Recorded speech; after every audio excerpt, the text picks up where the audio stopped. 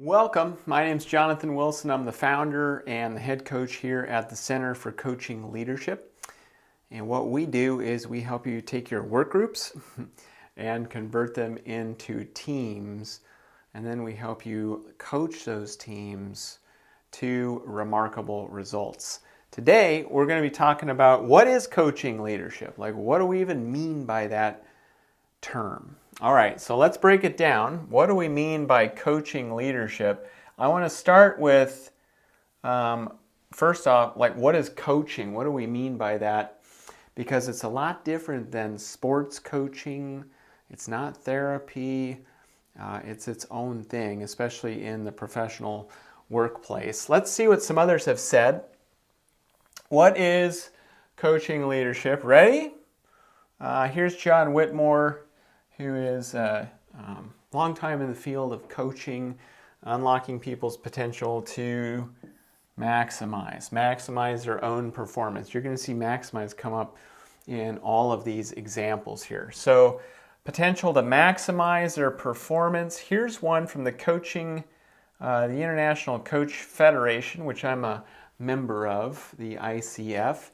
Okay, partnering with clients in a thought-provoking and creative process, maximize their personal and professional potential. Okay, just one more here. Center for Creative Leadership. I haven't worked with them, but I like their definition here. Unlocking a person's potential to, there it is again, maximize his or her own performance. Okay, so what is this coaching about? Well, listening to these and more, we talk about maximization. And while I agree with that, we have a slightly different take here at the Center for Coaching Leadership. I wanted to make it just as simple as possible. Yet maximization, what does that even mean? I'm not sure. Where we're going with it is really that coaching at its best is a collaborative process of problem solving. In the professional work environment where you got a team leader and team member. What are we going to do? We're going to collaborate, a certain way of collaborating, of working together with the team members in a process that implies time. Coaching takes time, right? If we could do it in a day, I mean, that would be quite something. But this is a process that's unfolded, right? It's going to take a little bit of time. To do what? To solve problems. What kind of problems? Good question, right? All sorts of problems. We'll talk about that here in just a second. So when we're talking about coaching leadership in the professional organization, we're talking about creating a collaborative process of problem solving. That's what we mean by that. That's what we mean by coaching. And coaching leadership, we're talking about coaching leadership, we're talking about a leadership style. A leadership style is your approach to doing the leadership thing. It's other people's experience of you as a leader. It's how you come across to them. Okay, and there's a number of styles here. So this is going to be how we lead. And at the base of all of that, at the very lowest level, when we look at a leadership style, remember it's people's experience of us as leaders. What they are experiencing is our words, our energy, and our body language, and other things too, but at its very fundamental, they're experiencing those things. And so what we're trying to do when we lead is work with these base level items and more to inspire action. Okay, actually, let's take a look at that part right now. Okay, because there is some confusion around leadership and management. And we're talking about a leadership style, okay, not a management style. It's a little different thing. So the leadership style, this is going to be behavior. That's the key. It's not like the intention. It's going to be the behavior that inspires action. Keyword right there, a behavior that is going to inspire action. And if we juxtapose that with management, okay, also behavior, right? But really it's about compelling action. Very key difference. You know, the question is for all the leaders out there, folks just like you, is if they weren't being paid, would they still choose to follow what you're doing? I don't know. I mean, maybe. Oftentimes we mistake people doing kind of what we're asking them to do because we're compelling that action instead of inspiring the action. This lower level of engagement, this is a higher level of engagement, especially when we're talking about change, a big change that is scary for us, for leaders too, right? Scary. We want something that inspires action, not merely compels action. So if we were to go to take a look at some common leadership styles, now we're talking about behavior that inspires action. If we are going to look at some styles, you know, if you go back to Daniel Goleman's article in Harvard Business Review 20-something years ago, where this leadership style idea sort of came from, he had a number of them: pace setting, authoritative, affiliative, coercive, democratic, as potential ways for us to behave in the workplace that will hopefully inspire that action from our team. You have probably been subjected to some of these. So he's got 6. These are the big 5. You might have even heard of some of these newer ones here, like servant leadership, right? Or visionary leadership. There's, you know, if you look in the literature, there might be, I don't know, 20 different styles, right? That we could come across as. These are just happen to be some of the big ones. I would argue, though, I might argue that some of these leadership styles are actually maybe management styles, right? We're talking about compelling action, right? This one certainly is coercive. This is do what I tell you to do. Not as inspiring maybe as it used to be. Pace setting, where we're working at a very high clip and the expectation is I work a lot, so shall you. Might also be a little bit problematic. Some of these may be truly leadership styles where they're inspiring action. Probably the biggest leadership style, though, that inspires action is that coaching leadership style, also identified in that article from 25 years ago. Probably not as widely embraced as some of the other styles. So in this coaching leadership style, what are we asking you to do? Well, we're asking you to focus more of your time on the team.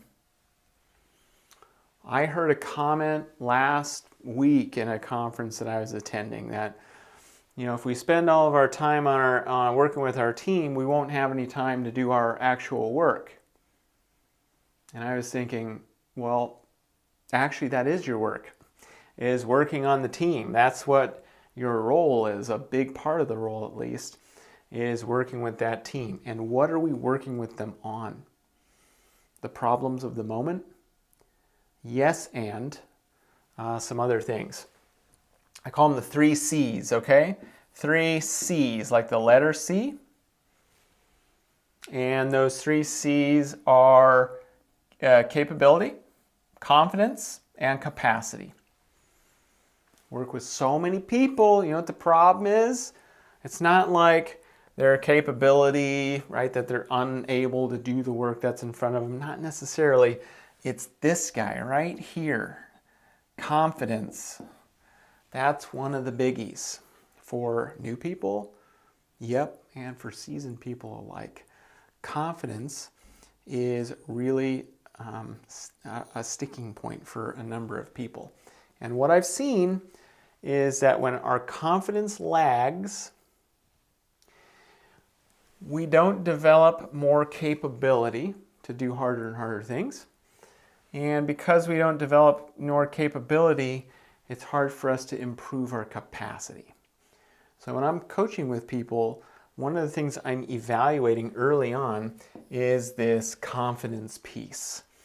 Not arrogance, not arrogance. Now we're talking about confidence, which is the ability to put forth ideas, to challenge what the normal processes are, right? To feel comfortable speaking up when you have an idea to share, right? The ability to try things, maybe fail, experimenting. These all stem from confidence. So we're focusing more of the time on the team. We're building up the 3 C's. Likely confidence is going to be one of the few that we're really working on, so that we can improve capability and then ultimately capacity. That's doing more with the people we already have. If you want to do more with the people you already have, how do you do that? I mean, what do? You can't just, hope that they're going to improve, right? Or just suddenly magically work more hours. That's probably not going to happen. We've got to improve their capability. And then if we do that, okay, say we're making this investment, hopefully what that does for us is create margin and expertise so that we can tackle bigger and bigger problems. Ooh, this is a big deal right now. So many of us are busy. We're doing things. That's not the problem. The busyness isn't the problem. The key question, though, is, are we working on the big stuff? Or are we working on this? Are we majoring in the minors? Or are we working on those truly big problems that are going to really move this organization to the next level? There's only one way to really get there, in my estimation. That's why the Center Coaching Leadership exists, right? Is to help turn leaders into effective coaches. So, how do we define coaching leadership as a style? Here's what I would tell you. That it's an active and intentional process, okay? Developing a team that helps the organization achieve its biggest goals. That's what we're talking about here. So there's a bunch of keywords in here. Team is one of them. And then we're back here to biggest goals. So active and intentional means it gets your time, your attention, and your emotional energy. Not when it's necessarily the most convenient, but it's something that we actively do on a regular basis. Active and intentional, it's a process. There's process again, which means it might be months of working on things before we see those improvements. Team, not a work group, team. And there's a difference. If you come join us at the one-day training, we go over that. What's the difference between a work group and a team? How do we transform them from a work group to a team? That's one of the keys. And then we're talking about biggest goals. Biggest goals. Now here's the rub. Here's the bad news, maybe. Coaching is not easy and it's not fast. What? Well, why do it? Let's just give up, right? We'll just go back to telling everyone what to do. Well, if that worked, I would encourage you to do it. That's the problem, it's just not working anymore, especially for our younger generations coming into the office, not, Generation X like me. So it's not easy, it's not fast. It doesn't mean we run away from it, right? But we look beyond the hack and the tip and the trick and all that other stuff. And what we find is by investing in it and doing this well, we get a higher ROI. For what? Like our money? No, not our money, but something that may be more important, which is our time. So when we're putting out the expenditure of time, energy, and emotional energy, right? We're putting out that sort of that outlay. We want to get a return for that over time. And the return goes back to the 3 C's, right? The return goes back to these. Confidence, capability, and capacity. This is going to be the ROI that we're looking for. That's what we're looking for. Okay. Next, last perhaps. Here's why we're talking about coaching leadership versus other styles to focus in on. Right now, I wonder if for you, it feels like here you are, you're the one person in the middle there, you're the leader, right? Nice, got the title, got the responsibility. And here's our 5 team members, our beautiful team members right here. And we've got the boss, and we got other departments and vendors and shareholders and customers, and there's more, right? I just picked a few for illustration. And they're all vying for your time. And so you're trying to spread yourself out and do all this stuff. And what happens is your team becomes another thing for you to deal with. Right? And then what happens is as we're spending our time on all this stuff, what gets left out? Our little goals here. Little goals left out of our time. And how do we know that this is true? It's January, comes to January again. And we go back and we find that sheet of paper in the drawer, right? It's got our goals on it. We pick it up and we're like, right? Try to blow the dust off it. And we go, oh yeah, I remember that. We were going to do better at this. We were going to try that. We were going to experiment with this. None of it got done, unfortunately. And it's not because you weren't busy. It's not like you're lazy or anything. Far from it. You're super busy. But the problem is we didn't leverage these people to help us with all this other stuff, right? It was like us or bust. And I want to offer you a different sort of model. And when you join us in the leadership program, in the coaching workshop, we show you how to do this, right? I mean, I'm giving you the what here, and the how comes in the workshop. So come and join us at the workshop. Here's what it looks like. All right, you're here, you're the leader. There you go, it's just one of you. And now we've elevated up our team members, right? Now they're up here. Here's our 5 team members. We've elevated up our goals, which are right here, and we're going to work on them together. And that's where most of our focus goes. Team goals, team goals, team. That's where we spend our time. That is the work. That is the work. That is what we're doing. And when we do that, right, then all of these other things that we got to do, now it's no longer just us. We've got all this help down here. Isn't that cool? Now it's not just we got to deal with everything. We got to be at the center. We got to go run ourselves crazy. Now we can actually leverage the people that we have in a proper way over time to increase our capability and our capacity. We can do more with the people we have. It's a beautiful thing. Beautiful thing. Now, it doesn't mean I'll end with this. It doesn't mean when the boss comes, we just, shuttle them off to the... That's not what I'm talking about. What I'm talking about is sharing the load, really activating the team so we can build our capability and ultimately our capacity to do ever more bigger things. Not just anything, but bigger things. So there you go. Coaching leadership, what it is, why you should consider it, and if this is something that is interesting to you, come join us at the one-day coaching leader workshop where I show you how to do this, how to actually get this stuff done. I look forward to seeing you there.